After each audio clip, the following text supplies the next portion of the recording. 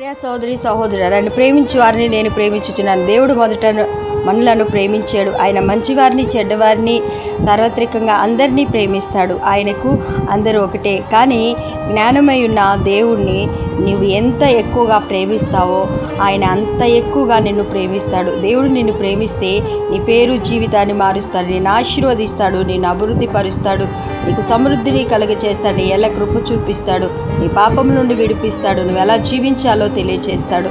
నా ప్రియ దేవుడి బిడ్డ, దేవుడి మాటలు అంగీకరించి వాటిని గైకొనిటే దేవుని ప్రేమించుట. నేను చాలామంది నాకు యేసయ్య అంటే చాలా ఇష్టం, ఆయనే నా ప్రాణం, నా సర్వం, నేను యేసయ్యని చాలా ప్రేమిస్తున్నాను అంటారు. కానీ వారు యేసయ్య మాట వినరు. నువ్వు అలాగ కాకుండా నీ పూర్ణ హృదయముతో, నీ పూర్ణ ఆత్మతో, నీ పూర్ణ మనసుతో నువ్వు దేవునిని ప్రేమిస్తే ఆయన కూడా నిన్ను ప్రేమించి నీ జీవితాన్ని మార్చి నిన్ను ఆశీర్వదించి నీకు ఎల్లప్పుడూ తన కృపను తోడుగా ఉంచుతాడు. అట్టి కృప ధన్యత దేవుడు మీ అందరికీ దయచేయనుగాక. ఆమేన్.